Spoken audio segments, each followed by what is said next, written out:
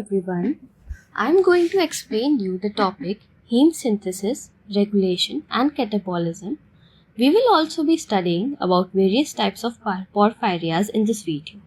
So, first of all, what is heme? Heme is a fascinating molecule. It gives blood red color and empowers our body to perform essential functions like oxygen transport and cellular respiration. Basically, heme is a prosthetic group. It is a non-protein component essential for the protein function. Going by the structure, it is a porphyrin ring, as we can see here, with ferrous iron at the center. This porphyrin ring has 4 pyrrole rings, as we can count here 1, 2, 3 and 4. Pyrrole rings are 5-membered rings. Here we can see it has 1, 2, 3, 4 carbon atoms and 1 nitrogen atom. These 4 pyrrole rings are joined together by methynyl bridges. Hence, we can also call heme a metalloporphyrin. Metalloporphyrin. Heme is found in hemoglobin, myoglobin, where it helps in transport and reserve of oxygen, in cytochromes, which are helpful in electron transport chain, and in catalase and peroxidases, where it helps in detoxification. Now, let's talk about synthesis of heme. Synthesis of heme predominantly occurs in liver and erythrocyte precursors of the bone marrow.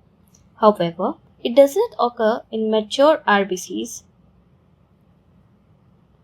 This process is partly cytoplasmic and partly mitochondrial, where the first step occurs inside the mitochondria and the last 3 steps of the process occur inside the mitochondria and all the rest of the steps occur in the cytoplasm. Glycine and succinyl coenzyme A are starting substrates of this process. These two combine together in the presence of pyridoxal phosphate, which is active form of vitamin B6, in the presence of enzyme ELA synthase, that is aminolevulinic acid synthase, which is also the rate limiting enzyme in this process. In this reaction, delta aminolevulinic acid is formed, which is transferred to the cytosol. 2 molecules of aminolevulinic acid condense together in the presence of enzyme ELA dehydratase to form porphobilinogen, or PBG as it is written in the short form. ELA dehydratase is inhibited by lead. However, zinc is essential for the functioning of ELA dehydratase. Now, porphobilinogen is a monopyrrole, that is, it is a single pyrrole ring. 4 molecules of porphobilinogen combine together to form a linear tetrapyrrole, which is also known as hydroxymethylbilane.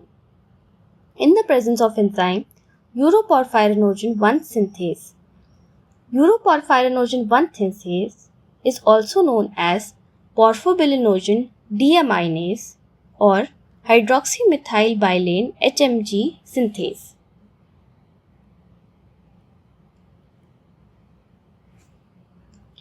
Now, here it is important to note that deficiency of enzyme uroporphyrinogen 1 synthase causes acute intermittent porphyria. It is the most common form of acute porphyria, which is manifested by neuropsychiatric manifestations and abdominal pain, but no photosensitivity. In the next step, hydroxymethylbilane, that is a linear tetrapyrrole, undergoes transformation into a cyclized form, that is uroporphyrinogen 3, in the presence of enzyme uroporphyrinogen 3 synthase. Deficiency of uroporphyrinogen 3 synthase causes congenital erythropoietic porphyria, where brownish discoloration of teeth is noted and photosensitivity is also seen. So here, in uroporphyrinogen 1 synthase deficiency, which causes acute intermittent porphyria, photosensitivity is not seen. But when uroporphyrinogen 3 synthase is deficient, causing congenital erythropoietic porphyria, photosensitivity is seen. Now, we need to know that there are three forms of porphyrinogen, that are uroporphyrinogen, coproporphyrinogen, and protoporphyrinogen. We need to learn these in sequences of U, P, and C to remember the order in which they are formed. Uroporphyrinogen 3, when formed, is converted into coproporphyrinogen 3 in the presence of enzyme uroporphyrinogen decarboxylase. Deficiency of enzyme uroporphyrinogen decarboxylase causes porphyria, which is known as porphyria cutanea tardia, which is the most common porphyria, which is manifested by photosensitivity. Porphyrinogen is transported inside the mitochondria, where it is acted upon by coproporphyrinogen oxidase. Deficiency of coproporphyrinogen oxidase causes hereditary coproporphyria. Protoporphyrinogen 9 is acted upon by protoporphyrinogen oxidase and converted into protoporphyrin 9. Protoporphyrinogen oxidase deficiency causes variegate porphyria. Now, one ferrous ion combines together with protoporphyrin 9 to form heme. It is acted upon by enzyme, that is ferrochelatase or heme synthase. Here it is important to know that lead also inhibits ferrochelatase. To give an overview, first step of heme synthesis occurs inside the mitochondria, and the last three steps also occur inside the mitochondria. Rest of the steps occur inside the cytosol.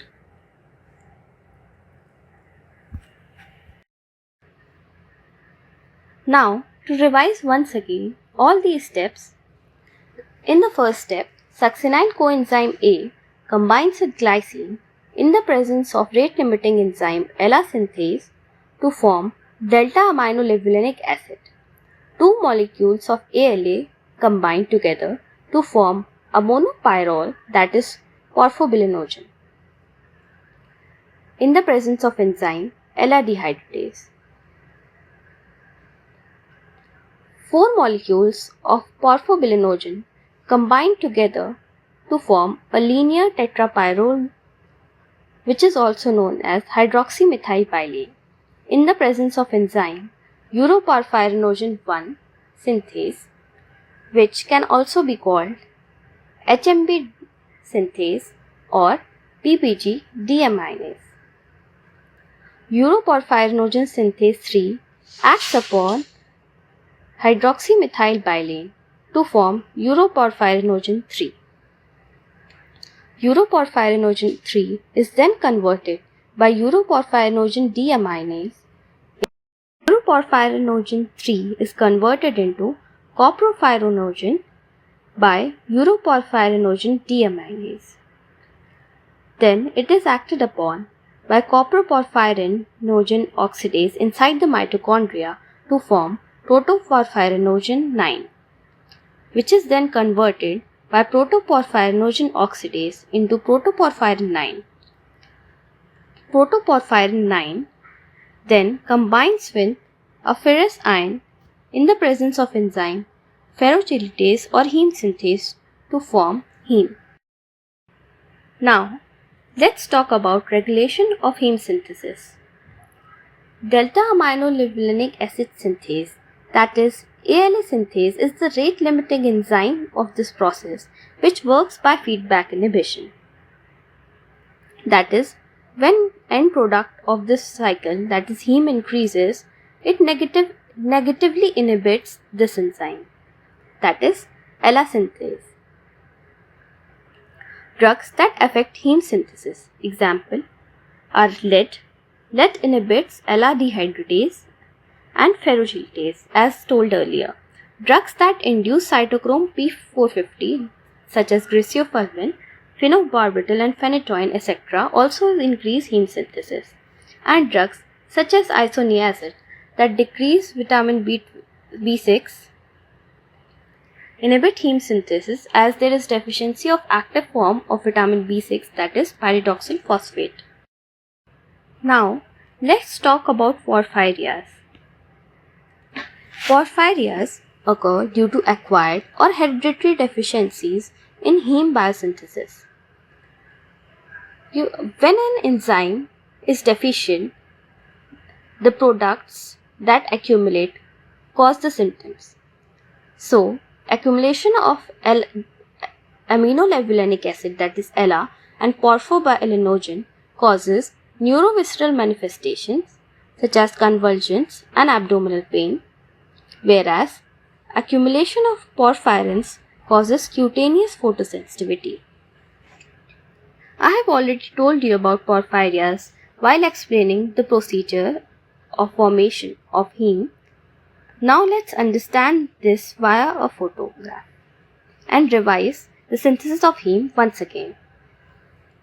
Inside the mitochondria, as we can see here, succinyl coenzyme A and glycine are condensing together.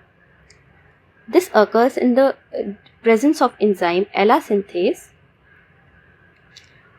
We see here it is getting inhibited by formation of heme, that is feedback inhibition. Now, delta aminolevulinic acid form is transported to the cytosol and it gets converted into a monopyrrole, that is porphobilinogen, by the action of enzyme ELA dehydratase, which is seen here getting inhibited by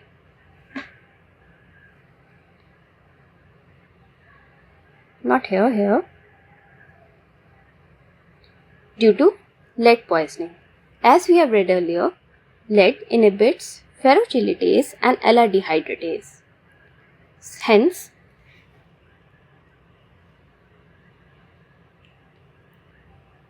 when porphobilinogen cannot be formed, protoporphyrin and aminolevulinic acid accumulate in the urine.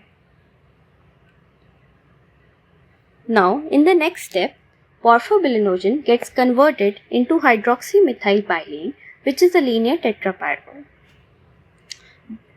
This occurs by enzyme HMB synthase, porphobilinogen deaminase, or what we call uroporphyrinogen 1 synthase. All these three names are of the same enzyme, as we have read earlier. This process is seen getting inhibited when there is deficiency of hydroxymethylbilane, as I told you, synthase. It is an acute autosomal dominant disease. What happens here? Porphobilinogen and aminolevulinic acid accumulate in the urine. Urine darkens on exposure to light and air, but we need to remember patients are not photosensitive in this case.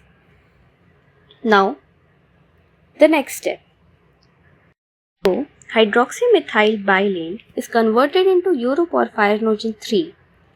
Here, enzyme involved is uroporphyrinogen 3 synthase, and deficiency of this enzyme, as told earlier, causes congenital erythropoietic porphyria. It is an autosomal recessive disease, whereas all other porphyrias are autosomal dominant. Here, there is accumulation of uroporphyrinogen 1 and coproporphyrinogen 1. Patients are photosensitive and there is brownish discoloration of teeth seen, and there is also erythrodontia, that is red fluorescence on illuminating teeth with UV light. And let's proceed further. Uroporphyrinogen 3 is converted into coproporphyrinogen 3 by the action of enzyme uroporphyrinogen decarboxylase. And when uroporphyrinogen decarboxylase is deficient, this causes a disease known as porphyria cutanea tarda, which is the most common form of porphyria, and patients show photosensitivity. Now, coproporphyrinogen 3 is converted into protoporphyrinogen 9 by going inside the mitochondria. This is done by action of enzyme coproporphyrinogen 3 oxidase. When this enzyme is deficient, it causes hereditary coproporphyria, and the patients again are photosensitive. Protoporphyrinogen 9 is then converted into protoporphyrin 9 by action of enzyme protoporphyrinogen oxidase. Efficiency of this enzyme causes varicate porphyria. Patients again are photosensitive. Protoporphyrin 9 is then converted into heme by action of enzyme ferrochelatase or heme synthase. Deficiency in ferrochelatase causes erythropoietic porphyria. Patients again are photosensitive. Protoporphyrin accumulates in erythrocytes, bone marrow and in plasma. Here, diagrammatic representation of two forms of porphyria is shown. Porphyrias are broadly divided into hepatic and erythropoietic porphyrias. Erythropoietic porphyrias are autosomal recessive mostly, and hepatic porphyrias are autosomal dominant. Here we can see photosensitivity in case of porphyria cutanea tarda. On exposure to sunlight, blisters are formed. Here in this image, we can see erythrodontia, that is red fluorescence of teeth on exposure to UV rays, and here is brownish discoloration of teeth in congenital erythropoietic porphyria or Gunther's disease as it is also known as. Now, we will talk in short about heme catabolism. Heme from senescent RBCs in the presence of heme oxygenase is broken down into biliverdin, and biliverdin reductase converts it into bilirubin, which is further taken away. In short, we can study heme catabolism through this diagram. In the first step, senescent RBC cells are a major source of heme proteins. Breakdown of heme into bilirubin occurs in the macrophages and mononuclear phagocyte system, as we can see here. This bilirubin is unconjugated and it is transported through blood to the liver. In the liver, bilirubin is taken up via facilitated diffusion and then it becomes conjugated with glucuronic acid. The conjugated bilirubin, it is actively secreted into bile and then the intestine.